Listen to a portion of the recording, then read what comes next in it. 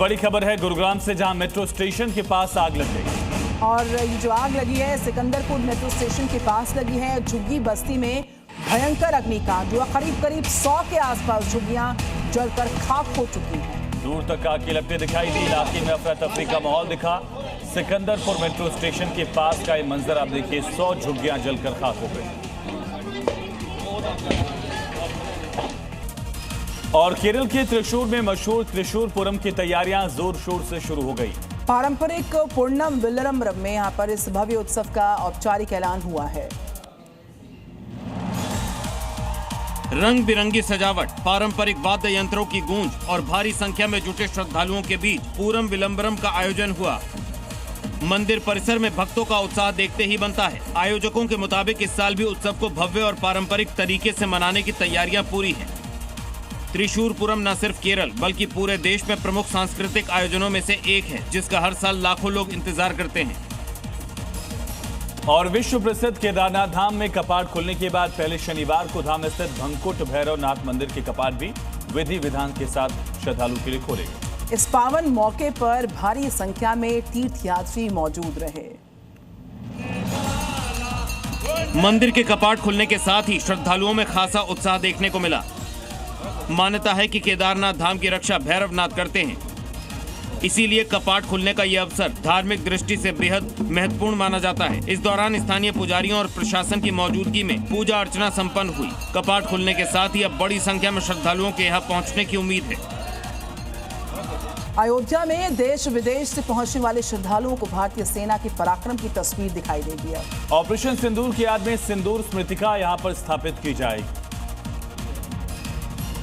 नगर निगम अयोध्या ने ऑपरेशन सिंदूर की वीर गाथा को संजोने की एक खास पहल की है। अयोध्या में ऑपरेशन सिंदूर की स्मृति में एक भव्य सिंदूर स्मृतिका बनाने का निर्णय किया गया। अयोध्या के महापौर गिरीशपति त्रिपाठी ने बताया कि स्मृतिका अयोध्या आने वाले श्रद्धालुओं को वीर सैनिकों की शौर्य और विजय गाथा को जीवंत रखेगी।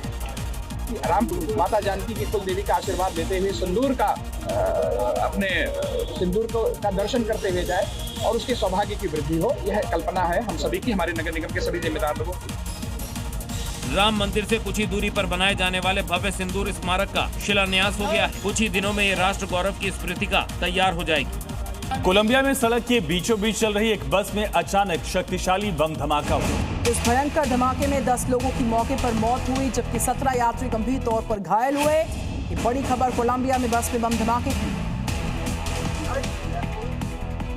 तो आतंकी अंदाज में अटैक किया गया है। इस पूरे मामले को लेकर जांच जारी है। 10 लोगों की मौत, 17 घायल।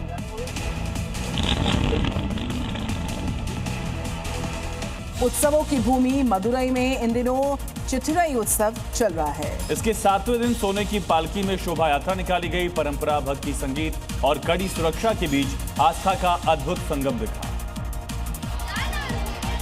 चिथिरई फेस्टिवल के 7वें दिन मदुरई में श्रद्धा और भक्ति की अद्भुत तस्वीर देखने को मिली। स्वर्ण पालकी में सुसज्जित देव प्रतिमाओं की भव्य शोभा यात्रा निकाली गई, जिसमें हजारों श्रद्धालु शामिल हुए। पारंपरिक वाद्य यंत्रों और नृत्य के साथ यात्रा शहर के प्रमुख मार्गों से गुजरी। प्रशासन के मुताबिक सुरक्षा के कड़े इंतजाम किए गए थे। ये महोत्सव हर साल लाखों श्रद्धालुओं को आकर्षित करता है और करीब 10 से 15 दिनों तक चलता है, जिसमें धार्मिक अनुष्ठान और सांस्कृतिक कार्यक्रम आयोजित किए जाते हैं। खबर है बिहार के जहानाबाद से, जहां पर पुल के पास बारातियों से भरी टाटा सुमो में अचानक से आग लग गई। करीब 10 से 12 लोग इसमें सवार थे, कूदकर जान बचाई और आग से गाड़ी पूरी तरह जलकर खाक हो गई। NH 33 पर यातायात कुछ देर के लिए इस वजह से बाधित रहा। 3 फायर ब्रिगेड की टीम्स आई, गाड़ियां आई, आग को बुझाती नजर आई। शुरुआती जांच में शॉर्ट सर्किट से आग लगने की आशंका है। तस्वीर आप देखिए, NH 33 की तस्वीर है। बिहार के जहानाबाद से पूरी तरह से टाटा सुमो जलकर खाक हो गई। 10 से 12 सवारियां इसमें थी, बाराती थे दरअसल, और किसी तरह उन्होंने जान बचाई।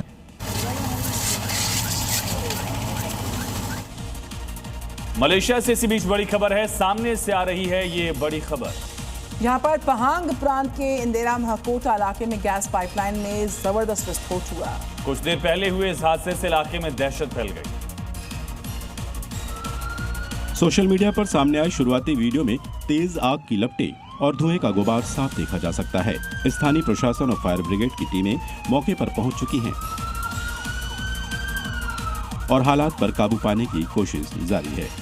फिलहाल इस विस्फोट में किसी के हताहत होने की आधिकारिक पुष्टि नहीं हुई है, लेकिन एहतियातन आसपास के इलाकों को खाली कराया गया। विस्फोट के कारणों का अभी तक पता नहीं चल पाया है, जांच जारी है।